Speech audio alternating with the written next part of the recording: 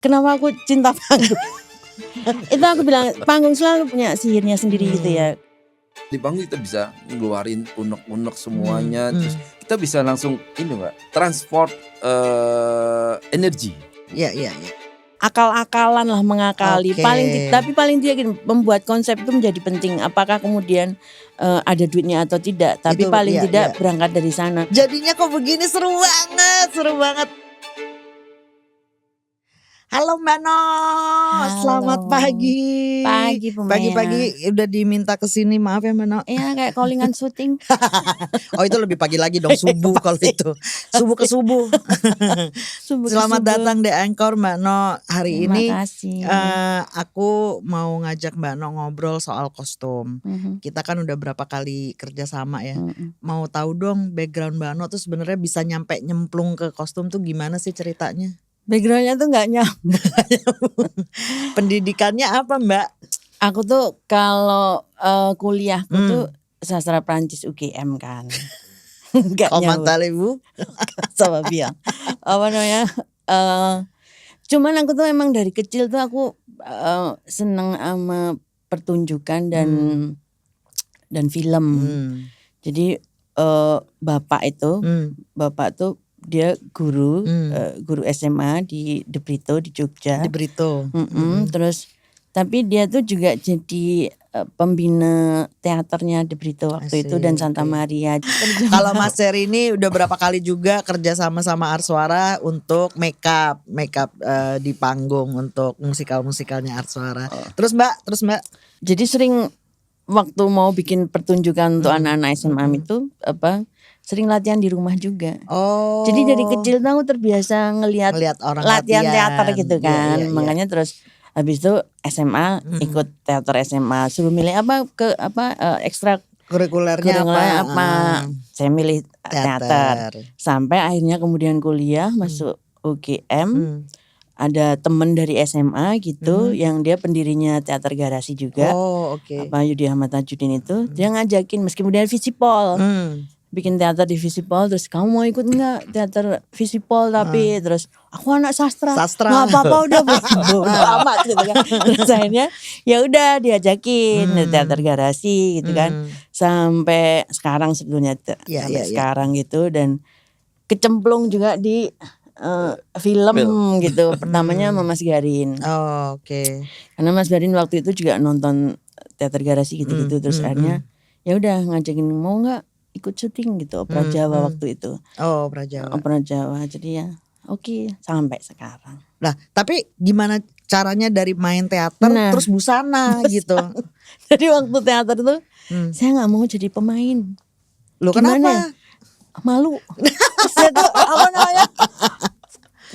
parah demam panggungnya tuh parah gitu kan. Okay. Jadi gimana caranya ikut teater tapi bukan pemain gitu. Itu apa ya gitu. Kemudian yang orang paling males sebenarnya di panggung itu kostum kan. Kostum dan makeup. Waktu itu aku juga makeup loh, makeup gitu. Iya. Waktu itu aku juga makeup dan belajar sendiri. Bener-bener ya sempet belajar dari sana sini lah anak-anak isi yang udah kakak kelas gitu-gitu terus diajarin apalah gitu.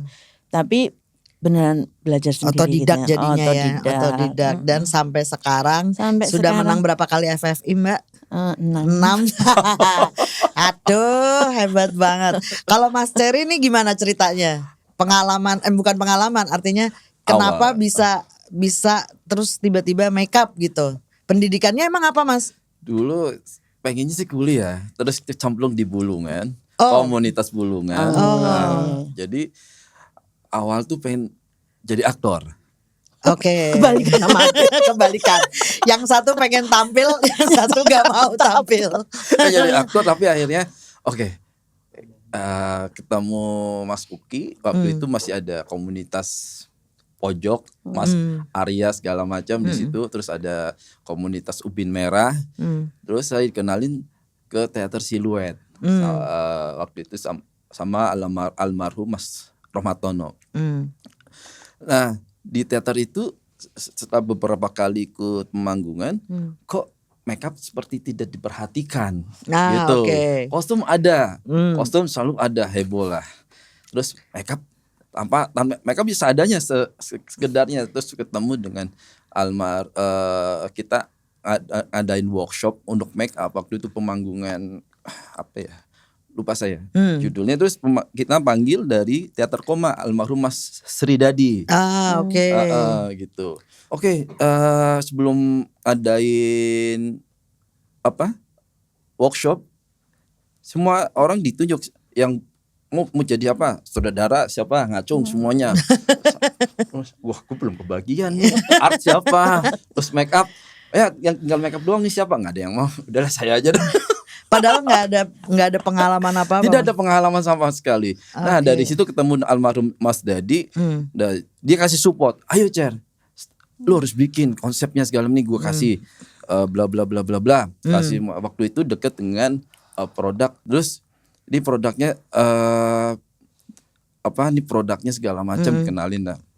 Nah, di teater itu akhirnya setelah dari situ kan di Bulungan itu rame banget, Bu. Sebelum rame ini mereka tuh festival teater SLTA, terus festival teater remaja itu heboh banget. Jadi siapapun terutama SMA, siapapun panitianya mereka akan kiblatnya ke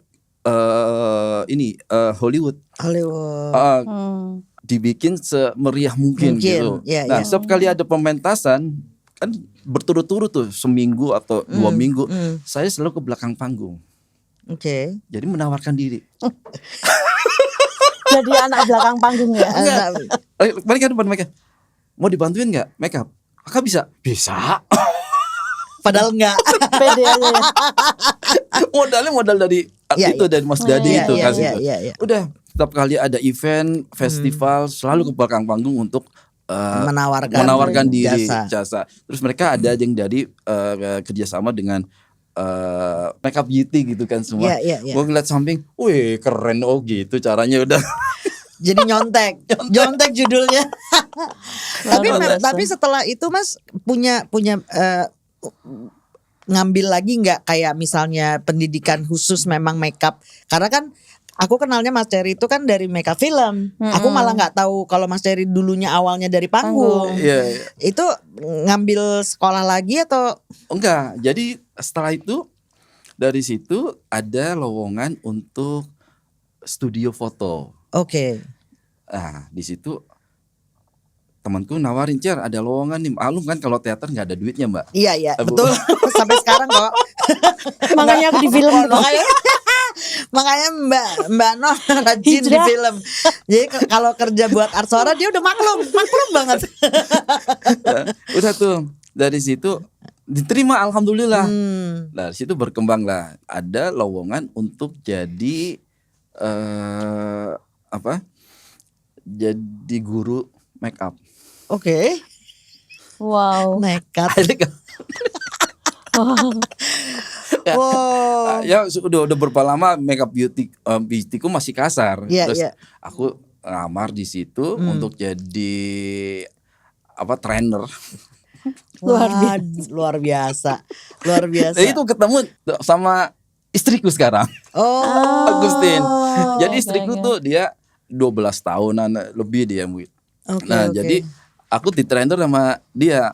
Sampai sekarang juga sama, kalau masalah makeup beauty udah serahin ke dia dulu. Kurang halus ya, ini tangannya kurang halus. Terus bisa tiba-tiba ke film tuh gimana Mas? Film ada tawaran kalau nggak salah itu film Soekarno pertama kali. Oh itu ada Tanta kan? Ada Tanta. Iya, ada Tanta. Itu adalah pertama kali kalau salah. 2010 berarti. Syutingnya 2009. Karena aku lagi bikin Gita Cinta pada waktu itu. Nah, Tanta tuh sampai berantem sama gue karena pas lagi JR, Mbak aku nggak akan ada JR. Maksudnya gimana nggak ada? Aku lagi syuting Soekarno. Itu pertama film dia soalnya. Dia pertama filmnya dia. Jadi bilang, aku sumpah, aku akan memberikan diriku 100%, tapi besok Hari ini Jiar aku nggak bisa, aduh ya Allah itu berantem sih sama Tanta. Iya berarti ya itu ya. Itu pertama kalinya Itu juga. pertama kalinya itu oke. film Soekarno, film besar. Langsung kolosal Langsung ya. kolosal. Tapi saya ya dengan memberanikan diri untuk efek waktu itu pegang sama Darto ya, Unge ya. Untuk beauty-nya saya untuk pegang special effect, bikin karakter Soekarno-nya, terus Ceinggitnya dibikin lebih tua. Waktu itu masih main latex, belum kenal prostetik gitu. Tapi alhamdulillah Om Pao yang sebelumnya udah sebel dengan judul yang sebelumnya sama Om Mas Anung, ketemu saya, nah ini nih harus orang Tegal nih, gue harus bilangnya gitu. Om Pao Mas Rizal itu, Masya Allah kan saya dengar juga dari driver juga, iya Mas, Om Pao ngomong aja gitu. Ya alhamdulillah. Itu tapi kalau aku lihat kan makin kesini Mas Cherry mengembangkan lagi tuh makeupnya ya, tidak hanya sekedar makeup film, tapi untuk kemudian efek ya. Itu karena pengalaman prosesnya. Karena proses itu. Jadi aku ketemu dengan Mas Anwar Gepeng, dia ngenalin dengan prostetik segala macam. Terus aku coba ngembangin dengan ya ikut awal-awal media sosial mulai rame, terus ada kursus online, Stan Winston, saya beli beberapa kursusnya dia selama 1 tahun gitu. Ya sangat-sangat membantu itu, Bu. Karena ketika dapat job untuk bikin kepala kuda waktu itu sama Anton Ismail, mintanya yang real. Gimana bikin bulunya, sedangkan kuda kan bulunya tipis-tipis. Gitu. Nah, dari kursus itu, caranya gini. I see. Jadi ketahuan semuanya setelah hasil. Ini tadi baru aku ngebahas sama Mbak No tadi di green room, bahwa memang kita itu perlu mengasah ya Mbak, mengasah lagi gitu. Ya bakatnya pasti ada dong. Kalau enggak kan nggak mungkin kejadian ya. Bakatnya kan berarti ada, tapi ya harus diasah lagi. Ini yang kadang-kadang aku gemes gitu, kayak ayo dong belajar vokal, ayo dong belajar acting, ayo dong belajar nari biar lengkap gitu kalau kita ngomongin musikal gitu kan. Nah kalau Mbak No nih, aku mau nanya, bedanya film, ngebajuin orang di film sama ngebajuin orang di panggung, yang paling fundamental apa Mbak? Kalau ngomongin basic kerjanya sebenarnya sama, cuman karena medianya beda ya. Maksudnya kayak film tuh kan jelas matanya mata kamera gitu kan. Kalau panggung kan langsung mata penonton. Jadi ada jarak gitu kan. Kalau kamera tuh kan bisa sangat mikroskopik ya, kemudian ya sangat dekat gitu. Jadi kayak benang kecabut atau gitu aja semuanya terlihat gitu. Atau kemudian misalnya film-film yang periodik butuh etching dan sebagainya itu memang harus benar-benar sedetil itu. Sebenarnya kalau panggung kan nggak perlu kayak gitu. Cuman di panggung tuh tetap kemudian yang beda adalah harus ada efek pembesaran gitu kan. Misalnya warna kemudian harus tertangkap penonton dari jarak sekian, kemudian tekstur dan sebagainya. Jadi masing-masing itu sebenarnya punya tingkat kesulitan dan punya spesifikasi sendiri gitu kan. Jadi yang memang harus ngeliat ini matanya di mana gitu ya. Aku pengen nanya, kalau misalnya kan gini, nggak semua ya udah pasti sih panggung itu kan emang nggak ada duitnya ya Mbak, makanya Mbak kerja di film. Lebih tidak ada duitnya dibanding film maksudku.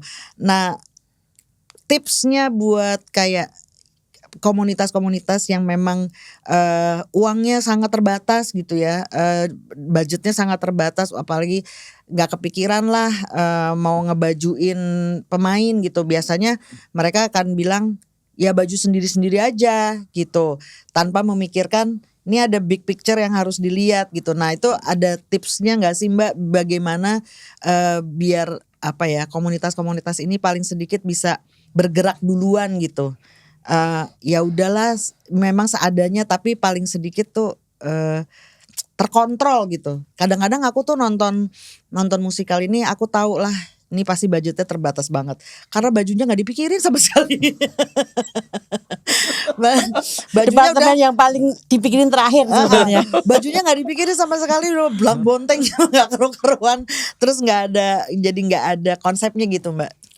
Kan sebenarnya saya juga memulainya dari teater komunitas ya, maksudnya nggak langsung hadir langsung dapat produksi yang besar gitu kan. Ya maksudku kalau waktu itu juga memang akal-akalan lah, mengakali. Tapi paling tidak membuat konsep itu menjadi penting. Apakah kemudian ada duitnya atau tidak? Tapi Itu, paling tidak berangkat dari sana. Misalnya bagaimana menentukan color paletnya. Meskipun misalnya bajunya tampak seadanya, tapi secara palet itu terjaga, itu secara visual juga akan sangat membantu gitu kan. Kalau misalnya Mbak ini dapat skrip gitu, dibaca untuk kemudian bikin ini dulu ya, bikin konsep dulu gitu ya Mbak. Dari skrip kemudian turun ke biasanya dari skrip kemudian sutradara dulu. Ngobrol sama sutradara dulu, visi sutradaranya semacam apa, visi visual dan sebagainya gitu, karakter yang dia bayangkan seperti apa, baru kemudian turun ke konsep. Ini berlaku untuk dua-dua nih ya, untuk panggung dan untuk film ya. Sama aja. Oke. Itu basic kerjanya sama aja. Oke. Aku soalnya bekerja beberapa kali sama Mbak No dan Mas Cherry, yang paling menarik buat aku adalah kemarin tiba-tiba kita bikin Tumang. Di Tumang tuh tiba-tiba bajunya dar. Aku sampai wow, bisa begini ya. Ini panggung tuh bisa semeriah dan seabsurd ini gitu. Di Mas Cherry itu terjadi di Rajiman. Tiba-tiba pakai topengnya tapi jelek. Bentuknya nggak keruan, nggak kayak manusia. Nih kalau misalnya aku kan awam banget ya. Ini memang ada keseruan yang berbeda nggak sih Mbak antara panggung Mas sama film gitu. Kayak kemarin aku juga lihat karya-karyanya Mbak No di film tuh gak seliar itu gitu, nggak seliar waktu kita mengerjakan Tumang tuh, kayak tiba-tiba luar biasa liar gitu Mbak. Itu kenapa aku cinta panggung. Itu aku bilang panggung tuh buat saya selalu punya sihirnya sendiri gitu ya. Kayak ya dunia kecil tapi itu semacam katarsis saya lah. Iya. Gitu kan. Kalau film tuh sudah menjadi sesuatu yang rutin, saya butuh pelepasan lain gitu kan. Butuh pelampiasan lain untuk ini estetika saya gitu kan. Dan di panggung tuh seperti tidak punya tidak punya batas. Gitu. Tidak punya batas, hampir untuk tidak ada. Meskipun misalnya misalnya kalau waktu ngerjain Maria tetap ada batas bahwa ini adalah tema musikal yang tahun 40 sampai 50 perjuangan dan sebagainya. Tapi itu jadi sesuatu yang batas itu tuh masih bisa kita tawar, kita tabrak gitu loh. Jadi kayak karena ini kayak dunia sendiri gitu ya. Orang tuh penonton tuh tidak kemudian langsung mereference harusnya seperti itu ini, gitu. Panggung tuh lebih punya kebebasan lah, punya fleksibilitas untuk kemudian menjadi liar tiba-tiba gitu. Makanya begitu Tumang tuh aku seneng banget. Aku tuh pengen banget bikin film dengan gue bisa seliar itu gitu kan. Dan dapet Tumang tuh kayak bergembira ria kok. Sampai pas begitu aku kan muter keliling terus akhirnya ke tempat kostum. Pas ngelihat anak-anak bengong. Ini apa?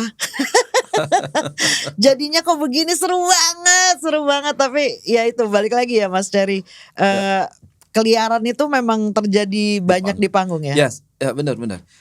Di panggung kita bisa ngeluarin unek-unek semuanya, terus kita bisa langsung ini Mbak, transport energi.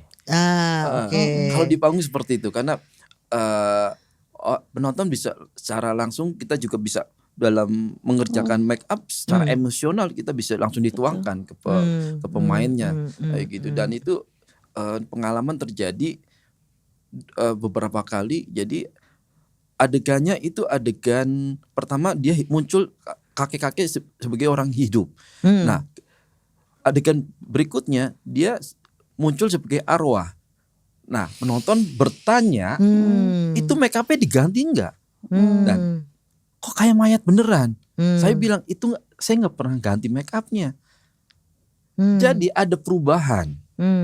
Secara tidak langsung make up-nya itu berubah, sudah menyatu dengan si aktornya. Si karakter itu Gitu. sendiri. Dan kejadian itu terulang lagi, saudaranya yang bilang adegan pertama dia muncul sebagai orang biasa, adegan berikutnya dia muncul sebagai yang sudah meninggal. Saudaranya juga bilang ke saya, kemarin make up-nya diganti gak sih? Kagak. Kenapa? Gue ngeliatnya kan dia orang mati beneran. Kok serem. Gitu. Iya. Jadi penting kita sebagai makeup artis untuk bisa melibatkan jiwa kita dalam sebuah produksi. Tidak sekedar baca duitnya berapa nih, oke deal nih. Nah, itu yang paling mantep banget Itu tuh. Bukan seperti itu. Iya, Itu iya. yang tidak selama ini aku lihat ya, teman-teman makeup artis tidak melibatkan jiwanya untuk dalam sebuah produksi. Kenapa? Kalau di film itu banyak layernya lah. Yeah. Saudara ini, ntar produser ini, Yeah. terus segala macam. Oke, jadi maunya gimana? Iya, Seperti itu. Jadi kalau di teater, ini harus seperti ini nih, ini enak nih. Iya. Kayak gitu. Iya. Jadi ada inner beauty yang disampaikan itu nyampe. Iya. Dan penonton langsung melihatnya. Wah gila nih keren. Dan yang terakhir adalah ketika penonton itu tepuk tangan. Nah, itu ya, itu nggak bayaran. kebayar ya. Itu kebayar itu. Iya. Itu kebayar. Bener. Itu kebayar. Karena kalau di panggung, penontonnya ada berapa? Lihat dulu. Wah full. Semua. Oh iya, banget. Itu apa pengalaman bertahun-tahun di panggung segitu ya, sebagai sebuah produksi mau cuman 2.000 yang nonton kita tetap harus Kita perform. perform ya, Tapi benar. begitu ngelihat wow rame, itu kayak ada adrenalin lain. Mbak pernah nggak sih lagi pertunjukan gitu, terus terjadi wardrobe malfunction? Aku inget-inget ya, sebentar. Ada kayaknya beberapa kali. Nah, itu bagaimana cara menanganinya Mbak? Kalau tiba-tiba nih, ya kainnya melorot misalnya. Karena itu pernah kejadian di aku. Waktu itu belum kerja sama Mbak No, kita bikin pertunjukan namanya Serintil. Yang main memang cuma satu monolog. Udahlah yang main cuma satu, ya kan nggak bisa diumpetin sama pemain lain. Tiba-tiba stagennya copot. Wah, untungnya jenis pertunjukannya tuh jenis pertunjukan yang four wall-nya di break. Jadi tiba-tiba si wardrobe masuk benerin tuh masih nggak apa-apa gitu, masih nggak apa-apa. Nah tapi kalau misalnya sampai ada Mbak gitu wardrobe malfunction di atas panggung gitu, sebaiknya diapain sih? Kalau sebenarnya itu harus jadi pengetahuan bersama, nggak cuma dari kostum ya. Maksudnya itu jadi pengetahuan dan kesadaran bersama gitu. Artinya antara si aktor, director dan yang lainnya ya kan. Karena itu memang nggak bisa hanya dari kostum kemudian untuk memecahkan persoalan itu kan. Artinya misalnya kayak waktu terjadi di Rajiman meskipun bukan di kostum tapi namanya itu kan kemudian ada keputusan untuk ya udah itu jadi part of the show gitu kan. Artinya solusinya kemudian bisa macam-macam kan. Tapi saya lupa pernah nggak kejadian bahwa ada malfunction di kostum, saya lupa. Paling telat yang sering tuh pergantian yang telat dan sebagainya. Tapi kalau tiba-tiba lepas tiba-tiba apa tuh enggak ya. Aku lupa, masih kayaknya enggak terlalu banyak. Kalau misalnya kita ngomongin konsep nih, selalu ketemu nggak sih gitu? Atau pernah nggak sih ada ini harusnya nggak kayak gini nih konsepnya? Misalnya tidak sejalan sama director, tapi mau nggak mau harus ya udah kita nurut sama directornya gitu. Pernah nggak sih? Kalau teater sih belum pernah. Belum pernah ya? Belum pernah. Oke. Tapi kalau di Film? film sering. Nah lo, kenapa bisa begitu Mas? Karena balik lagi ke produksinya, Mbak. I see. Gitu. Kadang kan direktur wah banget mintanya. Cuman dari segi produksi kurang support. Jadi saya harus mengurangi tapi tidak mengurangi kualitasnya. Oh ya gitu. Itu gimana caranya mengurangi tapi tidak mengurangi kualitas?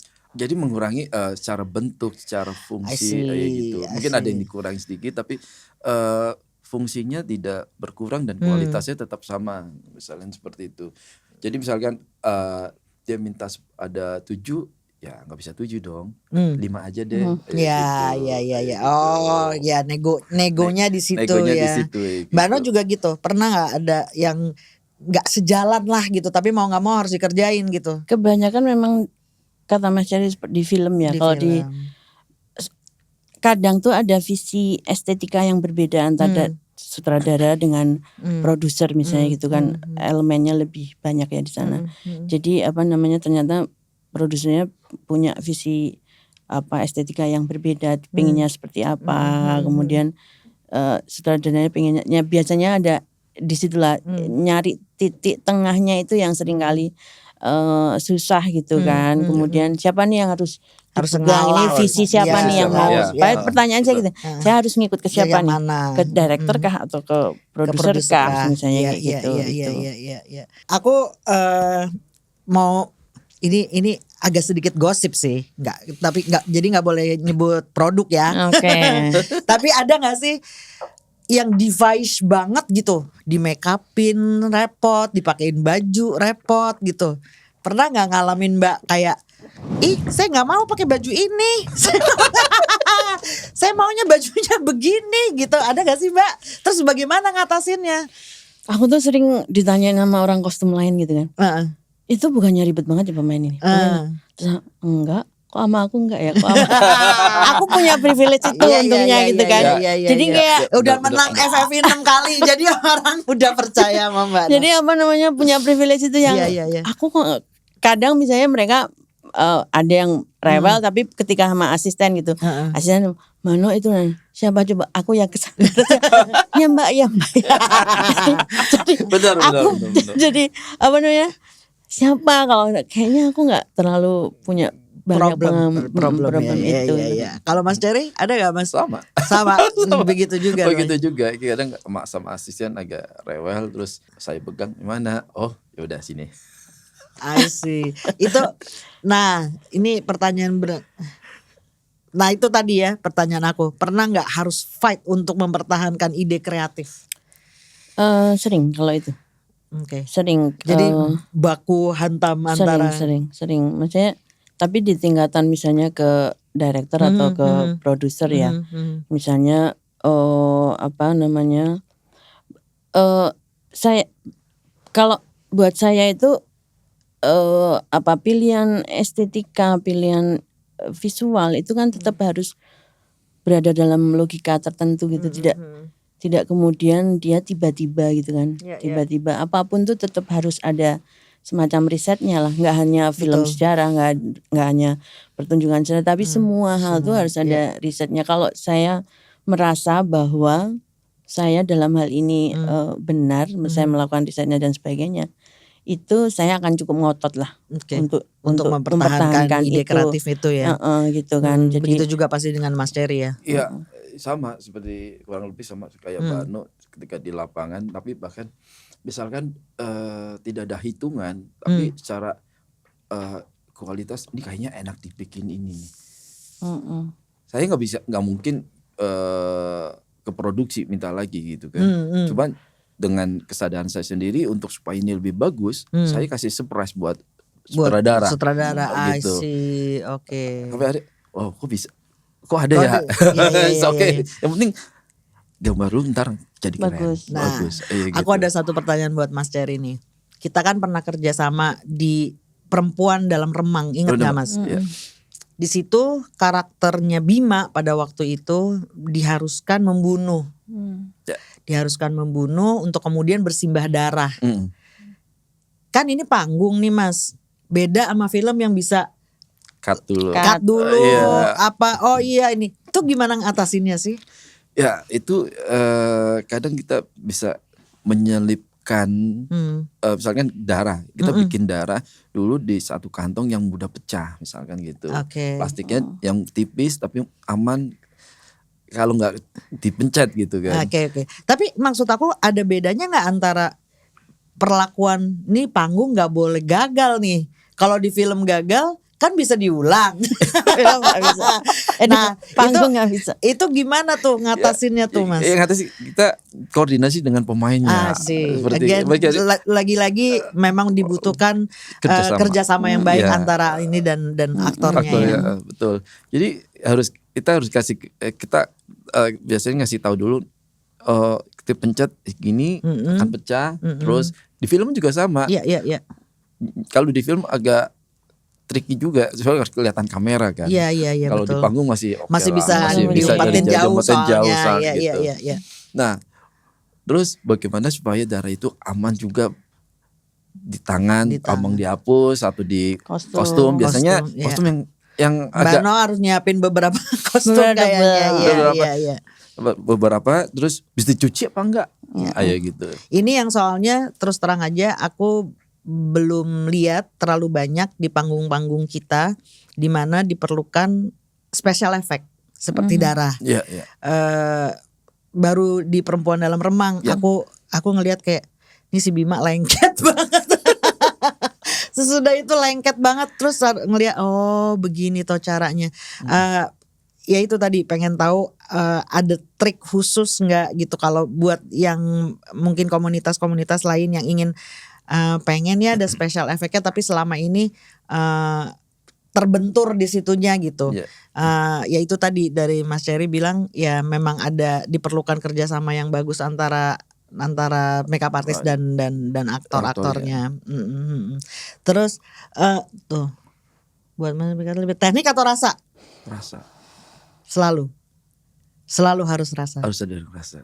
Karena teknik sebagus apapun tanpa rasa ya udah kelihatan kok Mbak. Gimana sih cara menumbuhkan rasa itu tuh gimana Mas? Kita baca skrip ya. Saya berawal dari teater.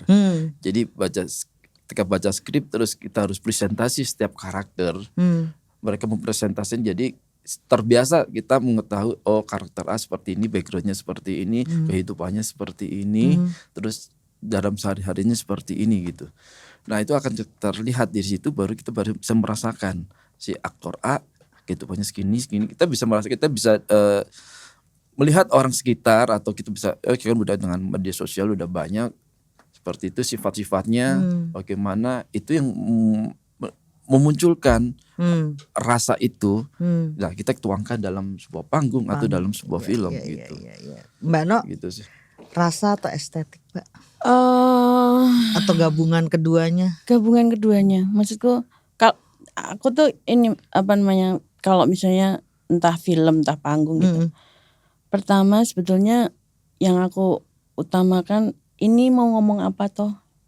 Karena buatku yang paling penting adalah pesan gitu kan. Ini semua kan membawa pesan gitu kan. Semua itu membawa pesan entah itu apa gitu kan. Nah buat saya tuh itu dulu yang paling utama saya pikirkan.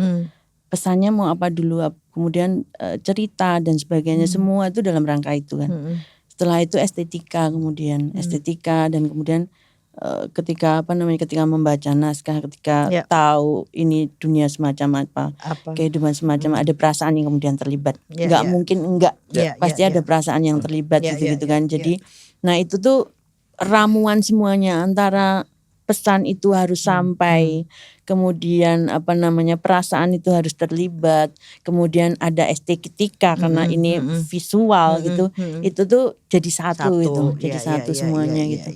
Nah, aku punya satu pertanyaan untuk Mbak No dan Mas Cherry ini. Kan dua-dua otodidak berarti kan, tidak punya latar belakang. Yang satu sastra Prancis. Ya Prancis memang kota fashion, tapi bukan berarti gambar aja nggak bisa.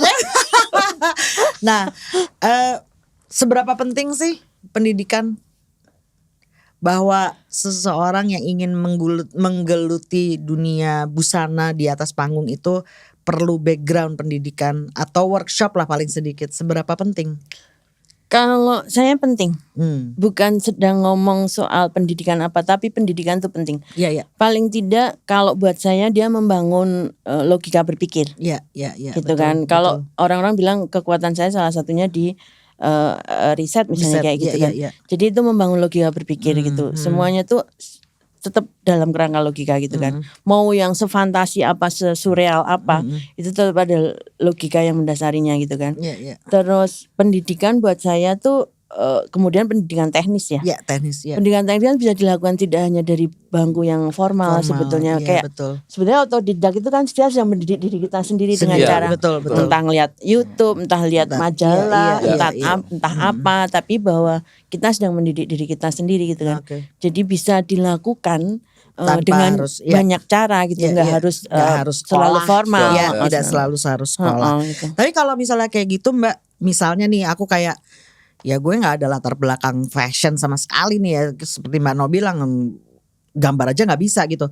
Tapi ada nggak sih workshop yang bisa kita ikutin untuk menambah ilmu gitu Mas? Kalau workshop make up kayaknya belum ada ya Mbak. Kalau workshop, saya pernah sering waktu masih berteater sering bikin workshop untuk make up, dan itu free buat teman-teman teater ketika mereka mau ada festival. Biasanya saya bikin workshop untuk make up dan itu free kayak gitu. Tapi kalau untuk yang film, saya pernah bikin long workshopnya sama yang short course-nya yang laku yang shortnya. Karena mau ngingat cukup lumayan. Iya. Seperti itu. Iya. Kayak kalau teater sih free. Tuh, jadi nanti mungkin satu hari nanti kita bikin workshop ya Mbak. Iya. Untuk dengan senang hati. Itu benar-benar. Karena gini, Mas Cherry tahu, Mbak No juga tahu bahwa dunia musikal di Indonesia ini kan baru lagi mengepakkan sayapnya begini toh gitu, masih anak kecil banget lah, anak bayi lah boleh dibilang gitu. Pengetahuan orang-orang mengenai musikal di luar sana sudah mulai, tapi masih sangat niche ya, sangat segmented lah. Pemainnya di dalam situ sekarang sudah lumayan banyak. Kalau dibanding kita let's say tahun 2009 2010, sekarang ini komunitasnya banyak. Menurut aku kita harus sering-sering bikin workshop sih. Karena itu sangat membantu ya untuk komunitas yang memang kalau kita ngomongin budget nggak ada budgetnya Mbak Mas. Jadi memang ini harus jadi salah satu yang diperhatikan juga sesama komunitas kita. Kalau kita punya akses ke orang seperti Mas Cherry atau Mbak No ya kita harus mau berbagi gitu. Mbak No, Mas Cherry, terima kasih banyak loh untuk waktunya hari ini. Aku senang banget ya bisa ngobrol-ngobrol kayak gini. Kalau bukan gara-gara podcast kayak gini aku nggak tahu latar belakangmu loh. Benar. Terima kasih banyak sekali lagi. Nanti kita ngobrol-ngobrol lagi, ketemu lagi ya. Oke, itu tadi Mas Cherry dan Mbak No. Terima kasih yang udah nonton ya. Dah.